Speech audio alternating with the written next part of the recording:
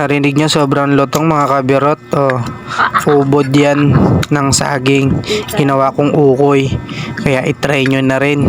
Kaya let's go, gagawa tayo ng ubod ng ukoy saging.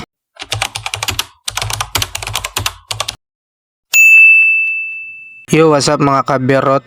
Maganda na naman ang araw kaya may naisip na naman akong video. Yung ubod. Alam niyo yung ubod ng saging? Yun, gagawin nating ukoy kaya let's go. Wow. At ayan nga, nalinisan ko na ngayong ubod ng saging mga kabirot. At ayan nga, gagawin na natin yan. At syempre, nakita ko yung mudra ko. Ayan oh, nagkuhuros, pinawas ko niya kanyang malunggay. Kaya ayan, kaya isasabay natin yan sa ating gulay na ubod ng saging. Syempre, ang gagawin ko dyan, syempre mga kabirot, hindi ko naman ilalat kasi marami yan. So ayan nga, nililinisan ko siya mga kabirot. At talagyan ko na kasi yan, pipigain ko para matanggal yung pakla niya. At syempre, gagayat pa tayo dyan. Syempre marami tayong kinuha galing sa trabaho.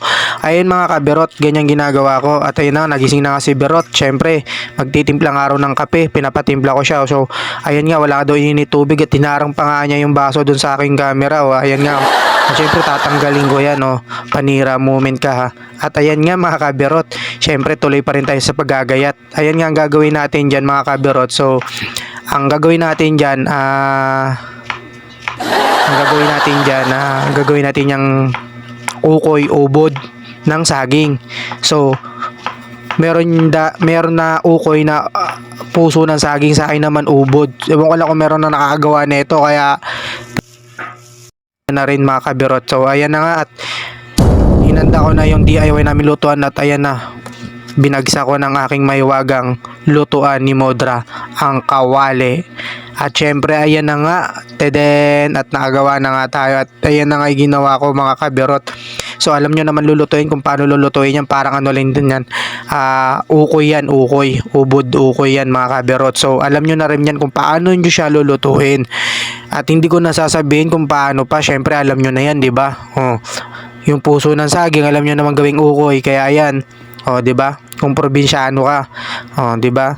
Oh, kami taga Maynila pero marunong kami sa lahat ng bagay niyan. Ayan na nga, at naluto ko na nga mga kabirot. Ayan oh, ang dami ko palang nagawa pero konti lang yung inano ko na ubod. Pero ang dami ko nagawa siya mga kabirot, mga na siguro 15 piraso yan. At syempre, lapang-lapang na, at syempre dasal konti. At ayan na nga oh.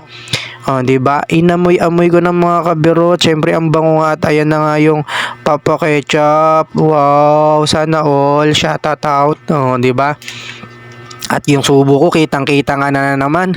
Kaya yun na, ayaw ko talaga ipakita yung subo ko. Syempre, papakita ko kung paano ako sumubo kumain, di ba? Ayan, minsan na lang kasi ako pag nag-video, walang subo ng ano eh. Ayan o, di ba? Wala ako sa camera. O, ayan, puro pagkain yung binibideo ko. So, ayan nga mga kabirot. O, di ba? O, tamang subo nga lang ako. At ayan nga, o, di ba? O, tamang nguya, oh, di ba? Malutong kasi mga kabirot, ang sarap talaga, sobra. Kaya i-try nyo na yung ubod ng saging, i-try nyo nang gawing ukoy. Kaya ayan, ginawa ko nga siyang ukoy, ubod ng saging, oh, di ba? At ayan nga, papakita ko kung paano sumubo at maririnig nyo yung gaano kalutong mga kabirot, oh, oh, di ba?